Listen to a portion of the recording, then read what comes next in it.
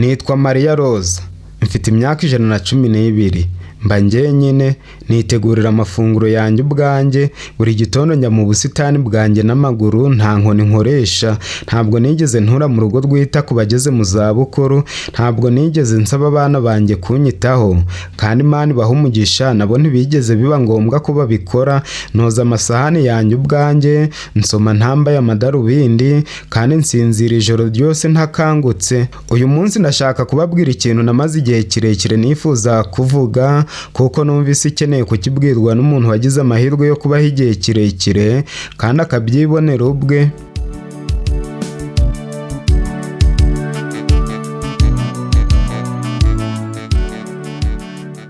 Aho wageze ni kuri Jean Paul Official, umuyoboro ubagezaho ibiganiro bitandukanye byibanda ku buzima bwacu bwa buri munsi. Mukunze kuba muri kumwe nanjye Nzayisenga Jean Paul, ensenya naturopathe, ndi umurezi n'umujyanama w'ubuzima. Kanda subscribe n'inzogera nawe uzaje ugezweho ibi biganiro buri munsi.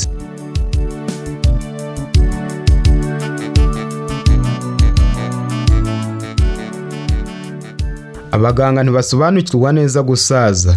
Nzi ko ibyo bishobora kumvikana nabi, nzi ko bishobora gusa n'amagambo y'umukecuru winangiye utifuza gufata imiti, ariko ndabasaba kunyumva neza, kuko ibyo ntabiterwa no kwinangira. Mbivuga kuko maze imyaka irenga 100 ndeba uko ibintu bigenda. Nabonye abantu nakundaga bishingikiriza ku baganga, bakababwira uko gusaza bigomba kumera, hanyuma abo bantu bakarangira babaye neza nk'uko bari barabibwiwe. Baba bishingikiriza ku bandi, abanyantege nke, abajijinganya, bategereje gusa iherezo. Kandi ukuri nuku, nta muntu wambaye ikote ry'umwera azigera kubwira ibi, kuko nawe atabizi mu buzima yabayemo. Ntabwo bigeze basaza, barabisomye, barabyize, bafashe mu mutwe imbonerahamwe, imibare n'uburyo imiti ikorana, ariko nta muganga n'umwe wigeze yicara imbere yawe afite imyaka 80, nta n'umwe wigeze agira imyaka 90, kandi rwose nta n'umwe wigeze agira imyaka 112. Iyo rero bakubwiye iby'umubiri wawe ugomba gukora ku myaka runaka, uje wibuka kuba basoma mu bitabo byanditswe n'abantu nabo ubwabo batigeze babaho muri iyo myaka. Njyewe nabayeho muri buri mwaka wose muri iyo myaka, kandi ndakubwira ko ibyo bita ibintu bidashobora kwirindwa, njyewe mbibona nk'ibintu umuntu ashobora guhitamo kwirinda. Sinshaka kwitwaza ko gusaza byoroshye, oya, siko bimeze. Nashyinguye umugabo wanjye, nashyinguye abana banjye 2, nabuze inshuti nyinshi ku buryo hari n'igihe mvuga amazina yazo n'ijwi riranguruye, kugira ngo nibura zikomeze kubaho mu mutima wanjye. Agahinda ko kubura bukunda mu by'ukuri ni igihombo gikomeye. Umubiri uhinduka mu buryo bugutangaza niyo waba wari ubyiteze. Ntabwo ngamije kugabanya uburemere bw'ibyo byose, ariko hari itandukaniro rikomeye cyane hagati y'uko igihe gisanzwe kigenda gihita, nuko abantu benshi bemera gusenyuka buhoro buhoro ku mubiri, bakabyita gusaza bisanzwe. Iryo senyuka si itegeko ridashobora kwirindwa, kandi ndashaka kubabwira neza ibyo nakoze byose mpereye ku byo ndya, kuko ariho byose bitangirira. Nkiri umukobwa muto, nyogokuru yahoraga afite ikibindi kirimo chou fermenté, sauerkraut mu gikoni, cyabaga gipfutse igitambaro kandi kigakomeza gusemburwa buhoro buhoro. Buri munsi yashyiraga ku isahane ye ikiyiko kinini cyayo mbere y'uko arya ikindi kintu icyo ari cyo cyose. Icyo gihe natekerezaga ko ari umugenzo gusa, umuco w'abanyaburayi, cyangwa ikintu abakuru bakora kubera ko ari nacyo ababyeyi babo bakoraga. Sinari nzi ko icyo yakoraga ari ukugaburira amaraye amamiliyoni y'udukoko duto twiza twamurindaga imbere mu mubiri. Natangiye kurya sauerkraut idatetse buri munsi nkiri mu myaka 40. Nabikoraga igice kubera akamenyero, ikindi gice kubera ko numvaga igifu cyanjye gikora neza iyo nkiriye. Icyo ntari nsobanukiwe icyo gihe nuko yashu yasembuwe naryaga yarimo vitamini C nyinshi cyane kurusha ibindi biribwa byinshi byo ku isi. Igikombe kimwe cya sauerkraut nyakuri idashyuhijwe ngo yice utunyabuzima twiza tuyirimo gitanga vitamini C irenga inshuro 10 ibyo umuntu aba akeneye ku munsi. Irimo kandi vitamini K ya kabiri nyinshi cyane, ifasha calcium kuguma aho igomba kubiri, ni ukuvuga mu magufwa aho kuba mu mitsi itwara amaraso, cyangwa mu ngingo z'umubiri. Irimo kandi ikintu bita glutamine gifasha gukiza no gusana urwungano rw'imbere rw'amara igihe rwabyimbye cyangwa rwangiritse. Ndabasabye rwose niba nta kintu mwakura muri aya magambo yanjye, nimwibuke iki kimwe: mugure sauerkraut mbisi kandi ikiri nzima. Ntugure iri mu tubati yamaze igihe ku gipangu, ntugure yashyuhijwe ikica utunyabuzima twiza tuyirimo. Shaka iri muri firigo kandi kirimo utwo tunyabuzima twiza. Ni kimwe mu bintu bifite imbaraga nyinshi ushobora gushyira mu mubiri wawe, kandi kimaze imyaka ibihumbi n'ibihumbi kiboneka mu gikoni gisanzwe. Nyogokuru yarazi ikintu isi ya none isa n'iyibagiwe. Ikindi kiribwa cya kabiri ndya buri munsi, nta munsi n'umwe nsibye, ni rogette aligura. Nicyo nkoresha nk'ishingiro rya salade yanjye aho gukoresha leta isanzwe. Kiraho amavuta meza ya olive oil menshi, kandi ndaza kubabwira ibyayo nyuma. Aligura ishobora gusa n'ikibabi gisanzwe nk'icyatsi kibisi, kandi abantu benshi bakayirengaho ku isoko, ariko ni kimwe mu biribwa bikungahaye cyane ku bintu bifasha umubiri gukora oxide nitrique na nitric oxide. Nitric oxide niyo ituma imiyoboro y'amaraso iguma ifunguye kandi yorohereye, niyo ifasha umuvuduko w'amaraso kutazamuka ukagera ku rwego rubi, niyo ituma amaraso agera neza muri buri gice cy'umubiri ndetse no mu bice abantu badakunda gutekerezaho kugeza igihe habaye ikibazo. Iyi mitsi itwara amaraso ikomeye kandi ifunganye, ibintu byose birahungabana. Umutima ukora cyane kurushaho, ubwonko bubona amaraso make, ibirenge birakonja, imbaraga z'umubiri zikagabanuka. Kurya aligura buri munsi bifasha iyo miyoboro y'amaraso kuguma ifunguye. Nanone kandi ni kimwe mu bimera byo mu muryango wa crucifer, bivuze ko kirimo ubushobozi bwo gufasha umubiri guhangana na kanseri, kandi mu by'ukuri gifite uburyohe cyane iyo ugishizeho agafu k'umunyu wo mu nyanja hamwe n'amavuta meza ya olive. Ntibikenewe ko ibyo kurya byiza byumvikana nk'umuti, bishobora kumvikana nk'ifunguro rya saa sita riryoshye. Ubu ndashaka kuvuga kuri soya abantu batitaho, kuko aricyo kiribwa nshimira cyane uburyo ubwonko bwanjye bugikomeye. Kugeza ku myaka 112 nabonye abantu benshi bo mu kigero cyanjye batakaza ubushobozi bwabo bwo gutekereza uko bagendaga basaza, bibagirwaga amazina yabo, ntibabashe gukurikira neza ikiganiro barimo, bakananirwa kugira amatsiko yo kumenya ibintu bishya. Kandi nasobanukiwe ko hari impamvu nyinshi zishobora kubitera, ndetse zimwe muri zo zikaba ziri hanze y'ubushobozi bw'umuntu bwo kuzigenzura. Ariko nemera rwose ko kurya amavuta meza kandi akwiye mu buzima bwanjye bwose byarinze ubwonko bwanjye mu buryo ntabasha gusobanura neza. Amata ya soya yakozwe muri soya zinitswe, aho umubiri miligramu 2000 za omega 3, muri zo harimo DHA ariyo mavuta nyamukuru yubaka ubwonko n'amaso yawe, ndetse na EPA, imwe mu ntungamubiri zikomeye cyane zirwanya kubyimbirwa mu mubiri. Ndya tofu nibura 2 mu cyumweru, kandi buri gihe ndya nishimye, kuko umunezero ufasha umubiri kwinjiza intungamubiri nyinshi zivuye mu byo kurya. Kandi sinigira mpangayikishwa n'ifumbire ishobora kuba muri soya nk'uko bamwe babigenza, kuko soya ikungahaye kuri selenium, ifata ifumbire ikayihuza nayo maze ikayifasha gusohoka mu mubiri mbere yuko igira icyo yangiza. Ubwo tuvuga selenium, ndashaka kubabwira ku mbuto za Brazil nuts, kuko aricyo kiribwa gitangaza abantu cyane iyo nkivuze. Ndya imbuto imwe cyangwa ebyiri za Brazil buri munsi, imbuto imwe cyangwa ebyiri gusa nizo ukeneye, kandi ibyo ni ingenzi kubimenya, kuko inyinshi cyane zishobora gutera ibibazo uko igihe kigenda gihita.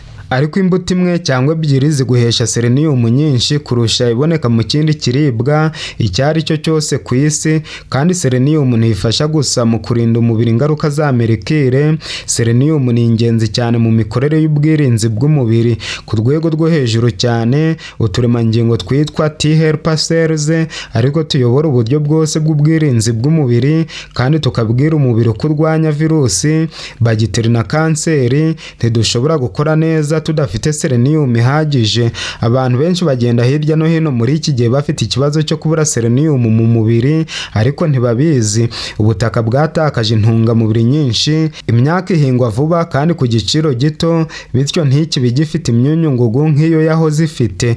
Niyo mpamvu buri gitondo mfata imbuto 2 za Brazil nk'umugenzo, kandi maze imyaka myinshi cyane mbikora. Hari kandi imbuto z'amande. Imbuto z'amande ni ingenzi ku mikorere y'ubwonko, kuko amande afasha kwibuka no gufata mu mutwe. Amande arimo omega ya gatatu nyinshi kurusha somoni, ndetse arusha hafi ibindi biribwa byinshi bibaho. Afite uburyohe bworoheje kandi bworohera umuntu kuyarya, bitandukanye cyane nuko abantu benshi batekereza. Iyo bumvise ijambo amande bisaba kuyamenyera buhoro buhoro, ariko iyo umaze gusobanukirwa icyo akorera urwungano rw'imyakura n'ubwonko bwawe, ubona impamvu yo kuyakunda. Nanone ndya ibishyimbo by'ubwoko butandukanye, kandi nzi ko ibyo bitungura abantu benshi. Nzi ibyo ibinyamakuru n'itangazamakuru bikunze kuvuga, ariko maze ubuzima bwanjye bwose naravuye ku nyama izo arizo zose, kandi uyu munsi mfite imyaka 112. Imbuto z'amande ni imwe mu nkomoko nziza cyane z'icyuma iron cyangwa feri umubiri ushobora kwakira no gukoresha neza. Zikungahaye cyane kuri vitamini zo mu itsinda rya B, zinc, copper cyangwa se cuivre, ndetse n'ikinyabutabire cyitwa carnosine gikora nk'umurinzi urwanya gusaza ku rwego rw'uturemangingo tw'umubiri. Zirimo kandi creatine karemano ifasha imikorere y'imitsi n'ubuzima bwiza bw'ubwonko. Muri icyo gihe kandi sindya umugati ukundwa na benshi. Hashize igihe kirekire cyane ntarya imigati ikozwe mu ifarini yatunganyirijwe mu nganda, ariko ndya imikati yuzuye kandi yangiriye akamaro gakomeye cyane muri ubu buzima. Niba ushaka kugira ubuzima bwiza mu mubiri wawe, ugomba kuba inyangamugayo. Si ukuba inyangamugayo mu maso y'abandi cyangwa kubera ko abantu bakureba, ahubwo ugomba kuba inyangamugayo nyakuri mu ibanga kandi byuzuye kuri wowe ubwawe kurusha ibindi byose, kuko umubiri wawe mubiziranyeho. Umubiri wawe umenya igihe wikoreye ibintu bitawureba cyangwa bitari ibyawo. Umenya igihe ufite ikintu wakoze ugikoreshejwe n'isoni ariko ukaba utarigeze ugikosora. Umenya igihe wibwiye inkuru itari ukuri ku bijyanye n'uwo uriwe, maze ibyo byose bikaguma bikubitsemo umunaniro n'igitutu ahantu runaka, mu bitugu, mu nda, mu gituza cyangwa mu muvuduko w'amaraso utagabanuka uko waba ufata imiti kose. Mureke inzika, amahane, ishyari n'inzigo, namwe muzabaho ubuzima bwiza. Sinigeze mba umuntu utunganye, nta muntu n'umwe ugeze ku myaka yanjye wabaye hatunganye. Nakoze amakosa yangirije umubano n'abandi bantu, navuze amagambo ntari nkwiriye kuvuga, kandi hari igihe nacecetse kandi nyamara naragombaga kuvuga. Ariko naragerageje, koko nagerageje guhangana n'ibyo bihe byose ndi inyangamugayo no kugerageza kubikosora igihe byashobokaga, kandi igihe bitashobokaga narabirekaga bikagenda. Si ukubera kwikunda, ahubwo ni ukubera ko gukomeza kubyiyikoreza byari kongera uburemere ku isi yari isanzwe iremereye. Ukwizera kwatumye mpagarara nemye igihe ibindi byose byashakaga kunkubita hasi. Singiye kukubwira icyo ukwiriye kwemera, kuko urwo ni urugendo rwawe bwite kandi nta wundi bireba, ariko icyo nakubwira ni uko kugira ikintu kiruta wowe ubwawe ureberaho, ikintu giha imibabaro ibisobanuro kandi kigaha ibyishimo uwo bibonerwamo, atari intege nke ahubwo ni urufatiro rwiza. Nicyo gitandukanye ubuzima bufite ibisobanuro mu bihe bikomeye n'ubuzima busenyuka iyo ibihe bikomeye bigeze, nk'uko buri gihe biza. Byongeye kandi gutekereza ku bandi by'ukuri ni umwe mu mico myiza y'ubuzima abantu basuzugura cyane kurusha indi yose. Igihe nari ngeze mu myaka ya 80, abana banjye bansabaga guhagarika ibikorwa byo kwitanga mu bubiko bw'ibiribwa bwa kiliziya no guhagarika kujyanira ibiribwa abaturanyi bakuze bo ku muhanda wacu kandi bato kuri njye mu myaka. Narabyanze. Si uko nari umukecuru winangira nubwo hari ababinyise, ahubwo ni uko nari nsobanukiwe neza ko umunsi nari guhagarika kugira umumaro ku muntu uwo ari we wese utari njye ubwanjye, hari ikintu muri njye cyari gutangira gupfa. Kugira umumaro si ubuntu ugirira abandi, ni impano wiha wowe ubwawe. Iyo ufashije umuntu gutwara umutwaro uremereye, wiyibutsa ubwawe ko amaboko yawe agikora. Iyo wicaranye n'umuntu uri mu gahinda ukamureka akavuga kugeza igihe nta kindi asigaranye cyo kuvuga,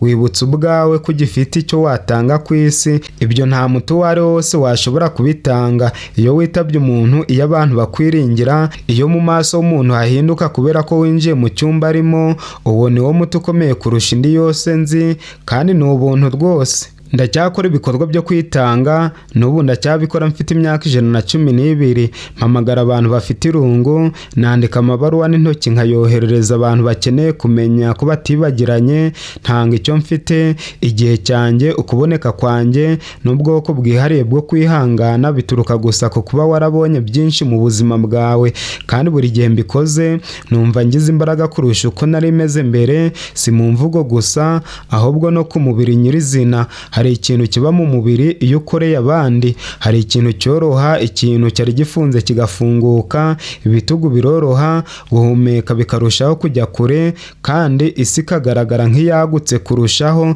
Abahanga mu bya siyanse bafite amazina bita bimwe muri ibyo bintu nka oxytocin, dopamine, kugabanuka kwa cortisol no gukomera kurushaho ku bwirinzi bw'umubiri. Ariko njye nabimenye mbere yuko menya ayo magambo, kuko narabyumvaga, nabyiyumvagamo, kandi nabibayemo ubuzima bwanjye bwose mbyumva. None rero dore icyo nshaka ko musigarana nyuma y'ibyo byose navuze uyu munsi: murye ibiribwa byamejejwe mu buryo bwa kamere, murye arijura kandi muyisukeho amavuta meza ya olive nyayo, murye ibikomoka kuri soya, murye imbuto za Brazil, imwe cyangwa ebyiri gusa buri gitondo. Ntimutinye kurya ibishyimbo mwitekeye muhira, niba bishoboka mukore yawurute yo mu bimera, cyangwa mushake ikiyegereye cyane mushobora kubona. Mugaburire imibiri yanyu ibiribwa byatunze abakurambere imyaka ibihumbi byinshi, mbere yuko ibintu byose bitunganwa mu nganda, bipfunyikwa kandi bikamburwa ibintu byose byabihaga ubuzima. Ariko ntimugarukiraho, ntimukore ikosa ryo gutekereza ko ibyo mushyira mu kanwa ari byo nkuru yose, kuko si na kimwe cya kabiri cyayo. Mugaburire roho zanyu uko mugaburira imibiri yanyu, mube inyangamugayo niyo byasaba ikiguzi, mubeshweho no kwizera guha ibisobanura imibiri yanyu ikomeye cyane. Buri munsi mujye mutekereza ku bandi bantu, mutabitewe n'igihe biboroheye gusa, igihe mufite ibisagutse gusa, ahubwo cyane cyane igihe mudafite ibisagutse. Mushake umuntu ubakeneye kandi mwemere ko abakenera, kuko gukenerwa nicyo gituma umuntu akomeza kubaho mu buryo bwose bufite agaciro. Abaganga babona ibyo bashobora gupima: umuvuduko w'amaraso, cholesterol, ubwinshi bw'amagufwa n'amanota y'ubushishozi bwo gutekereza. Kandi sindimo kuvuga ko ibyo bidafite agaciro cyangwa bidafite akamaro, kuko bifite akamaro rwose, ariko ibyo byose ni ingaruka z'ikintu imbonerahamwe cyangwa ibipimo bidashobora gufata. Ni ibimenyetso by'ubuzima umuntu yabayeho, si ubuzima ubwabwo. Mfite imyaka 112 kandi ntuye njyenyine, nta kindi ntegereje usibye ejo mu gitondo igihe nzasohoka nkajya mu busitani bwanjye, ngashyira amaboko yanjye mu butaka, nkumva izuba ku maso yanjye, kandi ngashimira mbikuye ku mutima kandi byuzuye buri munsi umwe. Ntahisemo kubaho ubuzima bworoshye, buto kandi butuje kurusha ubwo nabayemo. Ntabwo ushaje cyane, ntabwo watinze cyane, ntabwo wahushije amahirwe yawe. Imyaka iyo ari yo yose ufite, igihe wumva ibi cyangwa uko umubiri wawe umeze ubu, amahitamo afite akamaro kurusha ayandi aracyari imbere yawe, si inyuma yawe. Tangira ejo, tangirira ku mboga zitetse neza, ku mbuto zisoromeweho no ku mavuta ya elayo. Tangirira ku guhamagara umuntu umaze amezi menshi ushaka kukuvugisha. Tangirira ku kiganiro cy'ukuri umaze igihe wirinda kugirana n'umuntu. Tangirira ku cyemezo gituje cyo kwemera uko byaba bisa kose kuri wowe, ku buzima bwawe bufite ibisobanuro birenze iby'amaso yawe ashobora kubona. Nitwa Maria Rose, ndamye imyaka 112 ndiho, kandi numva nkiri mu ntangiriro z'urugendo rwanjye. Iyi myaka si iherezo, ahubwo ndacyafite byinshi byo gukora. Sindya nijoro, sindya buri kanya, nkunze kurya rimwe ku munsi. Nta muntu dufitanye ikibazo. Muri make nshaka gusoza imibereho yanjye amahoro.